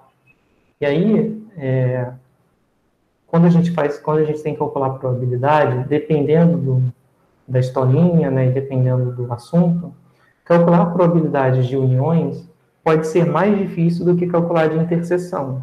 Tipicamente, se os eventos forem independentes, é mais fácil calcular com as interseções. Então, às vezes, se eu pedir para calcular a probabilidade de uma união, você não consegue fazer, porque é muito difícil. Mas consegue fazer das interseções, você consegue transformar uma coisa na outra. O único, porém, é que você tem que tomar o complementar, e na união, o complementar fica dentro dos conjuntos. Então, isso aqui, na verdade, todas essas leis, elas têm que ser vistas como ferramentas que você vai poder usar lá na frente quando tiver que calcular probabilidades. Então, a gente apresenta aqui para vocês as ferramentas que a gente tem à disposição. Algumas são mais complicadas que outras, né? Então, isso aqui é uma ferramenta básica, né? Que quer dizer, se você unir o que está fora de um conjunto com o que está dentro do conjunto, vai dar o universo inteiro. Então, esse é um conhecimento, um ferramental que é bem básico, né? Enquanto que esse aqui é um ferramental mais complexo. Mais uma vez entendido, o que a gente precisa fazer é ter a prática de identificar qual ferramenta a gente vai usar para tratar de cada um dos problemas. E isso aí vai vir com a prática. Tá? Mas o objetivo aqui é simplesmente mostrar para vocês da onde que saem essas ferramentas que vocês vão usar daqui a pouco, quando vierem os exercícios de probabilidade. E aqui do outro lado é a mesma coisa. Eu não vou mostrar, tá? Mas é exatamente a mesma coisa. Eu estou dizendo o seguinte, ó, se eu tenho interseção e o complementar está fora, esse complementar fora, ele passa para dentro e a interseção vira união. Então, a segunda lei de Morgan me diz como eu transformo de interseção para união, tomando o complementar. Tá? E aqui a primeira lei diz como que eu passo de união para interseção, tomando o complementar. Bom, então, toda hora eu estou falando, né, que a gente vai usar essas coisas, como calcular a probabilidade. Então, no próximo slide, a gente já começa a falar, finalmente, sobre cálculo de probabilidade em si. Bom, então, vamos começar pela definição clássica de probabilidade, que significa o seguinte. Bom, se a gente tem um evento qualquer, em um espaço amostral ômega finito, a gente vai definir a probabilidade de A por P de A. Esse P aqui é um P esquisito, se você quiser escrever ele, é só um P com um tracinho a mais do lado esquerdo, tá? Mas não precisa escrever isso, pode ser o P normal, né? Esse P vocês estão habituados. É porque, quando aparece assim, é porque alguém de probabilidade é que escreveu. Quando é estatístico, escreve assim, tá? Mas, enfim, porque esse slide é feito por múltiplas pessoas, então a anotação às vezes não fica consistente. Então, o que a gente tem é o seguinte, P de A igual ao número de resultados em A dividido por número de resultados em ômega. Por exemplo, se A, o evento número par, para um experimento que consiste em lançar o dado uma vez, em que eu tenho um ômega igual a 1, 2, até 6. Tá? Então, é muito fácil calcular a probabilidade do par, né? É só você contar quantos elementos tem em A e dividir pela quantidade de elementos em ômega. Então, aí é que tem a notação que eu já tinha explicado para vocês, né? Esse módulo quer dizer cardinalidade, que em outras palavras é quantidade de elementos, né? Ou número de elementos do evento A. Então, aqui é número de elementos de A, 3, dividido por número de elementos de ômega, que são 6. Tá bom? Ok, mas para eu poder usar isso, eu tenho que satisfazer duas condições. E é muito importante isso, porque às vezes as pessoas esquecem desse ponto, né? E é bem importante, dependendo de como ela define o espaço amostral, se ela usar essa regra aqui, ela vai estar calculando a probabilidade de forma errada. Então, que hipóteses são essas? Bom, essas hipóteses são sobre ômega, né? Então, os resultados têm que ser equiprováveis, ou seja, no exemplo do dado, todas as faces têm que ter a mesma probabilidade de sair. Então, você não pode ter, sei lá, uma face mais pesada que a outra. Então, para que eu possa simplesmente contar o número de elementos de A e dividir pelo número de elementos de ômega, para calcular probabilidades, eu preciso que o espaço amostral seja equiprovável. Ou seja, que nenhum resultado seja mais provável que o outro. E também, né, uma segunda hipótese que eu preciso ter, que é bem trivial, é que o espaço amostral tem que ser finito. Né? Até porque se ele fosse infinito, ou seja, se tivesse infinitos números dentro de ômega, eu não podia calcular essa razão aqui, porque essa de baixo ia dar sempre infinito, aí eu teria que dividir um número por infinito. Então, daria uma indefinição. Tá? Isso quer dizer que eu não consigo calcular probabilidades quando os resultados não são equiprováveis? Ou quando o espaço amostral é infinito? Não, eu ainda consigo calcular probabilidades. Só que eu não posso usar essa regrinha. Eu tenho que usar outra coisa. Essa regra já não vai valer. Tá? Sobre resultado equiprovável, é muito fácil ver... Bom, o exemplo mais trivial que tem era o exemplo que o meu irmão gostava de dar, que ele dizia o seguinte, que na vida tudo tem probabilidade meio de acontecer, porque ou uma coisa acontece ou não acontece, né? O que de fato, o que não tem nada a ver, né? Obviamente, porque senão todo mundo estaria ganhando na loteria um dia sim, um dia não. Mas por trás dessa afirmação esdrúxula, né? O que a gente tem é que a pessoa está confundindo, achando que os dois resultados possíveis, acontecer e não acontecer, formam um espaço amostral equiprovável, e não forma, né? Quer dizer, em alguns casos forma. No caso da cara e coroa, tudo bem, isso serve. Mas no caso da loteria, claramente não. Então, para a gente usar essa regrinha de contar quantos elementos tem no evento e dividir em ômega, os resultados têm que ser equiprováveis. Tá? E era isso que estava por trás do cálculo de probabilidades envolvido aqui nesse exemplo, que era do cruzamento dos genótipos, né? Quando a gente usa esse espaço amostral, a gente pode computar os elementos de B. Aqui, a minha notação ela não é das melhores, porque se eu usar isso aqui, eu estou dizendo o número de elementos de B, asterisco, então teria que dar 5, não daria 7. Tá? Então, eu acabei omitindo isso para debaixo do tapete quando eu fiz a conta lá com vocês. Então, quando eu fiz lá com vocês, eu falei assim, olha, tem que tomar cuidado, que esse cara aqui representam 2 elementos. Então, tem isso. Se você for usar um espaço amostral, que é esse aqui, em que seus elementos não têm todos a mesma probabilidade de sair, como esse aqui tem o dobro desse, eu já não posso simplesmente contar os elementos aqui da forma usual. Eu tenho que fazer algum tipo de cálculo que é diferenciado, né? Eu tenho que lembrar que alguns resultados aqui são mais prováveis que outros. Tá? Bom, então, nesse caso, em casos em que eu tenho um espaço amostral equiprovável, calcular probabilidades se torna basicamente contar elementos num conjunto. Tá? Bom, aqui tem alguns exemplos, eu vou passar bem rápido por eles porque são bem triviais. Tá?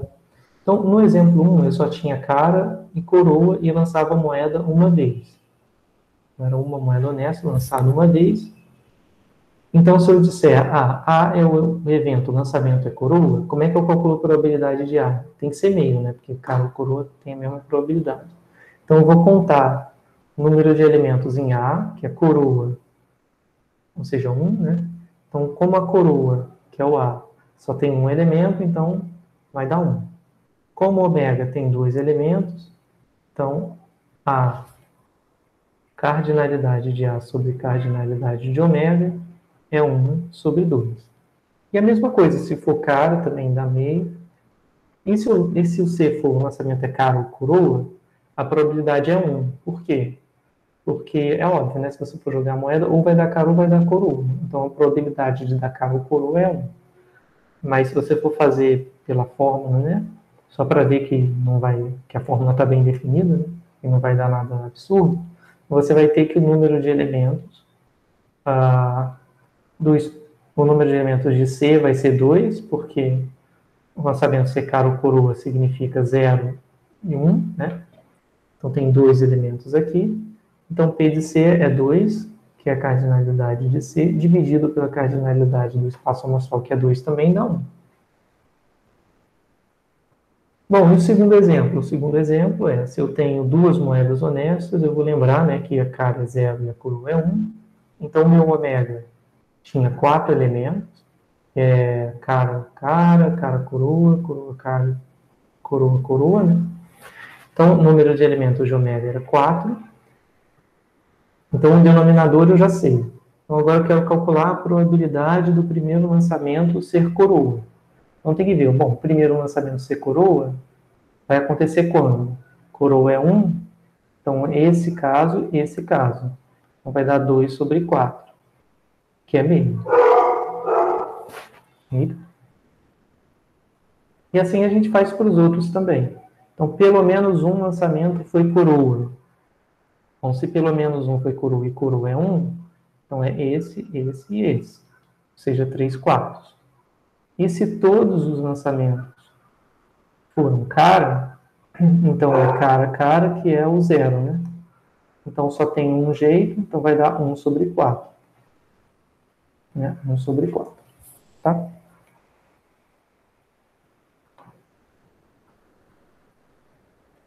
Bom, vamos ver mais esse exemplo, né? O exemplo 4. Nesse exemplo, a gente tem o seguinte. A gente joga 2 dados honestos e a pergunta é, qual resultado é mais provável? A soma 11 ou soma 12? Então, vou jogar 2 dados. Eu pergunto, o que é mais provável de acontecer? O 11 ou o 12? Então, vamos lá. Quem é o ômega? Como são 2 dados, o ômega vai ser representado pelo produto cartesiano do conjunto 1, 2, 3, 4, 5, 6 com ele mesmo. Isso quer dizer que vão dar todas as combinações possíveis, onde a primeira entrada é um número de 1 até 6, e a segunda entrada também é um número de 1 até 6. Então, vai ser algo assim. E aí, sucessivamente, né? Tá? Então, o que você tem que fazer? Você tem que contar, né, quantos elementos tem em ômega. Então, quem é a cardinalidade de ômega? Bom, se são 6 em 6, né, você tem 6 resultados possíveis para o primeiro dado, vezes 6 resultados para o segundo, então dá 36. Então, ômega tem 36 resultados lá dentro. Aí, se você for apressado, você pode pensar assim, né? Bom, 11 eu só obtenho se eu pegar 5 num dado e 6 no outro. E 12 eu só obtenho se eu pegar 6 em um dado e 6 no outro. Ora, então a probabilidade de 11 vai ser igual a 1 sobre 36, porque só se sair 5 e sair 6. Não é, por exemplo, como se fosse 4, que 2 e 2 serviria, 1 e 3 também serviria. Enquanto que o de 12 seria a mesma coisa. Seria 1 sobre 36. Isso aqui não é verdade. Por quê? Porque, na verdade, tem duas formas de dar 11. Né? Ou o primeiro dado é 5 e o segundo dado é 6. Então, para a soma dar 11, tem o evento A, que é o primeiro dado dá 5, o segundo dado dá 6. E também o contrário. Se o primeiro dado der 6 e o segundo der 5, também dá 11 a soma. Então, aqui são dois resultados possíveis. Então, a probabilidade de A fica sendo duas possibilidades em 36. Então, 2 sobre 36. Vai dar 1 sobre 18, né? E a soma C igual a 12 vai ser de um jeito só, porque aqui só tem 6 e 6. Vai sair 6 no primeiro e 6 no segundo. Então, a chance de B acontecer vai ser 1, e só tem um resultado aqui, dividido por 36. Tudo bem? Então, é só lembrar, é só tomar cuidado que aqui nesse caso, né, a ordem sempre vai importar. Bom, então, tem sempre aquela dúvida, né? Às vezes a pessoa se pergunta, professor, mas e se os dados forem idênticos e jogados na mesma ordem? Bom, você também pode pensar desse jeito, que a ordem vai ser diferente, porque mesmo os dados sendo idênticos, eles são objetos distintos, né? Então, você pode ter dois dados que são exatamente iguais, você olha para eles e não consegue diferenciar, mas eles não são o mesmo objeto. Se você fizer um pinguinho num dos dados com uma caneta, num dos dados com uma caneta e jogar, eles se tornam diferentes, e isso é óbvio que não alterou em nada a probabilidade. Então, aqui, mesmo que os dados sejam idênticos, você tem que contar a ordem 5, 6 e 6 e 5, tá? Fez sentido, pessoal? Alguma dúvida aí nesse exemplo? Professor, eu tenho uma dúvida. Então, em todos os cálculos de probabilidade, a gente sempre tem que contar, tipo, o primeiro levar em consideração a ordem. Não são todos. Você vai ter que pensar no problema e ver se aquele problema pede que você conte, que você diferencie a ordem. Vai depender da natureza do problema. O meu objetivo mostrando isso é só dizer que, às vezes, tem que tomar cuidado na hora, pode não ser tão trivial pensar que a ordem importa, dependendo de como você estiver imaginando, né, da jogada dos dados. Estou dizendo que mesmo que você pense que os dados são idênticos, você não consegue diferenciar, eles são jogados ao mesmo tempo, a ordem vai importar, porque um deles vai sair 5 e o outro 6, ou o primeiro sai 6 e o segundo 5, é diferente. É igual a questão também da genética, né, do azão azinho. Né? Tem dois jeitos de acontecer isso, se você estiver denotando do ponto de vista da biologia, em que é impossível o azinho aparecer na frente. Pode ter vindo do pai, o azão, ou pode ter vindo da mãe. Então, aqui tem dois resultados embutidos. É quase como se fosse a mesma coisa aqui, os 5 e os 6 acabam tendo dois resultados embutidos. Então, o objetivo com esse exemplo é só de chamar a atenção, mas a gente não pode concluir que em nenhum caso a gente pode ignorar a ordem, porque vai ter casos que a gente vai poder. Só tem que pensar um pouco na natureza do problema para ver se é cabível ignorar ou não a ordem. Tá Tudo bom. bem? Sim, sim.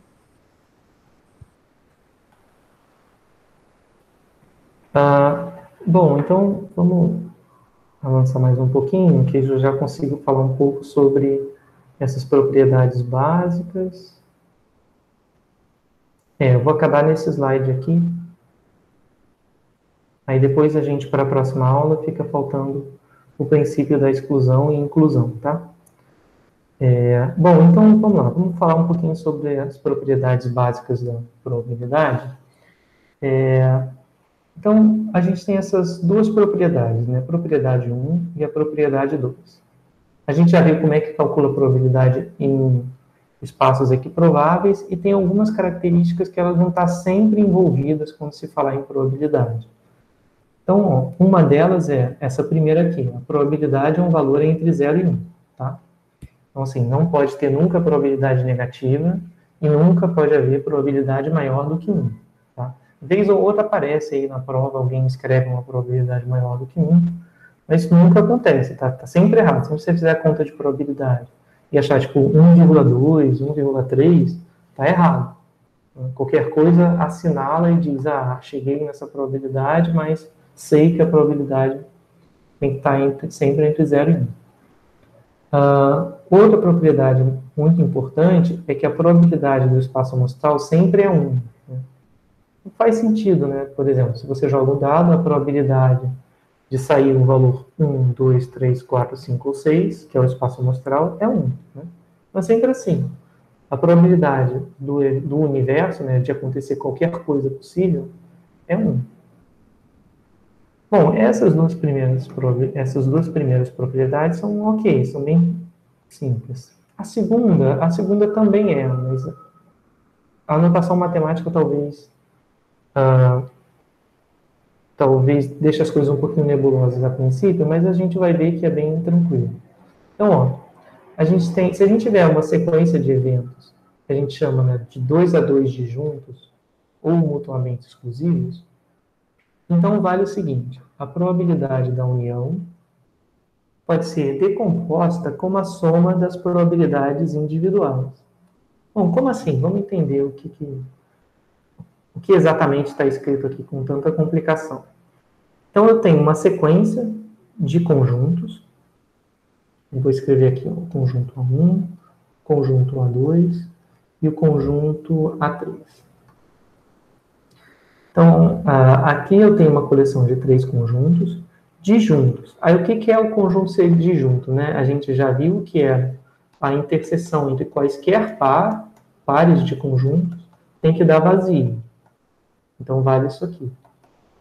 E ver se o desenho não está refletindo justamente isso, né? Então, só tem 3 pares possíveis, todos os 3 pares têm interseção vazia. Então, isso é os eventos disjuntos, e aí tá vendo, né, o porquê da gente falar daquelas coisinhas meio chatas lá anteriormente, para entender exatamente as hipóteses, né, da propriedade. Então, se as interseções são vazias, eu posso calcular a probabilidade da união. O que seria essa daqui da esquerda? Essa probabilidade da esquerda seria a probabilidade de A1 união com A2, união com A3. Tá? Então, é isso que esse lado esquerdo está representando. E o que é A1, união A2, união A3? Bom, é isso aqui, união isso, união isso. Então, o que eu estou dizendo esse é o lado esquerdo. E o lado direito? O lado direito é a soma das probabilidades, ou seja, é P de A1 mais P de A2 mais P de A3. E o que é isso? Bom, é você pegar essa área, somar com essa área, somar com essa área. Não é trivial? Sim, né? Porque isso aqui só vale porque a interseção é não vazia. Vamos fazer um exemplo em que a interseção... Desculpa, só vale porque a interseção é vazia. Vamos fazer um exemplo em que essa hipótese não é satisfeita. Então, ó, eu tenho A1, aí eu vou pegar um A2 que intersecta, tá? E aí eu vou pegar o A3 fora. Então, A3 com A1 tem interseção vazia. A3 com A2 também tem interseção vazia, mas o A1 com A2 tem interseção que é diferente de vazia, tá? Ou seja, tem essa áreazinha aqui. Então, o que é a união? O que é o em verde do lado esquerdo? A união do A1 com A2 com A3. É tudo que tem uma bolinha verde. Agora, o que é a soma das probabilidades? Bom, a soma das probabilidades vou somar a probabilidade A1, então coloquei aqui em azul uma bolinha. E eu também tenho que colocar a bolinha azul aqui, porque quando eu somo a probabilidade, quando eu pego P de A1, é isso tudo aqui. Agora eu vou pegar P de A2. Quem é P de A2? Aí eu vou somar esse pedaço aqui uma segunda vez. Quando eu fizer o P de A3, aí beleza, aí veio para cá. Então, ó, se eu somar o P de A1 com P de A2 com P de A3, essa região aqui eu estou contando 2 vezes. Né? Eu contei ela quando eu peguei o P de A1, e eu também contei quando eu peguei o P de A2. Então, se eu somar e tiver interseção comum, aí eu estou lascado, né? Porque eu estou contando a interseção 2 vezes. Então, esse é o único porém. Essa propriedade é uma propriedade bem básica, tá? Quer dizer que se eu estiver olhando para a união de conjuntos, né, e quiser calcular a probabilidade, basta eu separar, então a união separa somando. Né? Então, a união ela sai da probabilidade e vira uma soma. Mas eu só posso fazer isso se os pares todos tiverem interseção vazia, tá? Bom, e aí dessa propriedade acontece o seguinte, que a probabilidade do complementar de um evento é 1 menos a probabilidade do evento, tá? Bom, isso é fácil de ver, não é? E se eu tiver aqui o evento A, e aqui eu tiver o A complementar, como o todo é o ômega, né? Então, a probabilidade, deixa eu anotar aqui, a probabilidade de ômega vai ser, aí eu vou olhar aqui, bom, quem é o ômega? O ômega é a união do A com A complementar. Então, eu escrevo P de A, união A complementar. Bom, pela figura, o A e o A complementar não tem interseção comum, certo? Não tem. Então, essa união aqui eu posso separar somando. Então, vai dar P de A mais P de A complementar. E como a probabilidade de ômega é 1, eu tenho 1 igual a essa soma daqui. Isso implica, né, vou escrever até assim, 1 igual a P de A mais P de A complementar. Então, isso implica, se eu isolar o P de A complementar, vai ser 1 menos P de A. Tá? Então, essa é a propriedade. A probabilidade do complementar é 1 menos a probabilidade do conjunto. Tá? Alguma dúvida, pessoal, nessa propriedade aqui? Não. Não? Tá, beleza. Então, aqui só tem uma observação. O que eu quero dizer é o seguinte. Se eu tiver múltiplos conjuntos e eu estiver falando deles serem mutuamente exclusivos, eu tenho que fazer todos os pares, tá? Basta que um par tenha interseção diferente de vazio, eu já não posso usar a propriedade, tá? Então, é isso que esse slide aqui está dizendo, né? Com uma anotação mais rebuscada do que o necessário. Então, vamos só para esse exemplo para ver como, às vezes, a gente pode usar de forma errada esse tipo de propriedade aqui. Bom, vamos supor que eu lance um dado e vamos supor que eu quero calcular a probabilidade desse evento. 2, 3, 4, 5. Ou seja, o resultado do dado está entre 2 e 5. Então, se eu for usar corretamente o conceito de exclusão mútua 2 a 2, eu posso fazer o seguinte, eu posso escrever esse evento aqui como a união do resultado ou sai 2, ou sai 3, ou 4, ou 5. Aí eu quero ver, putz, está tentador aqui, né? Usar a propriedade de que a união separa somando, né? Eu só preciso verificar se as interseções são todas vazias de cada par. Vamos pegar 2 com 3, tem interseção vazia? Sim. Não tem como, né? Aqui só tem o número 2, aqui só tem o número 3. Se você intersectar, vai dar vazio. 3 com 4 também. 4 com 5 também. 3 com 5. Então, todos aqui vão ser, porque não tem como, né? Não tem nenhum número repetido.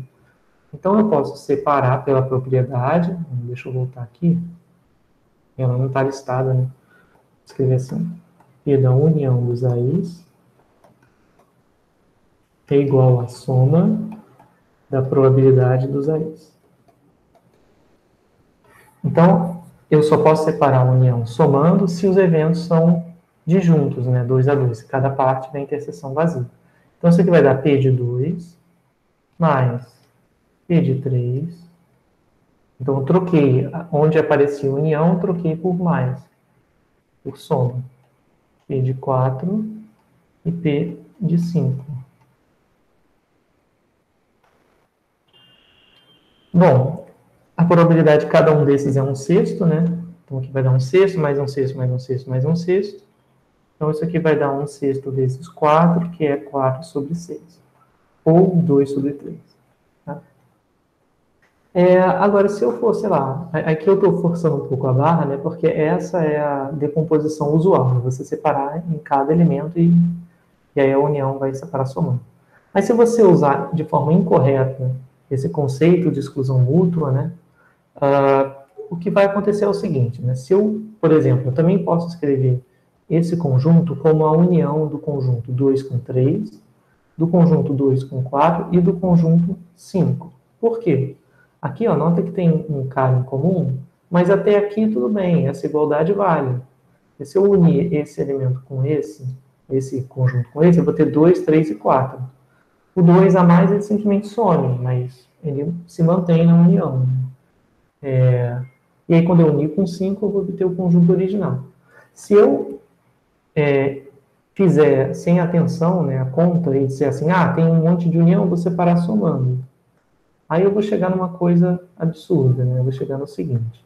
P de 2 e 3, a união separaria somando, então daria 2, 4, mais P de 5.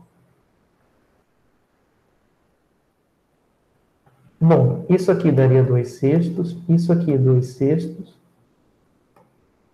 isso aqui daria 1 sexto. Então daria 5 sextos, né?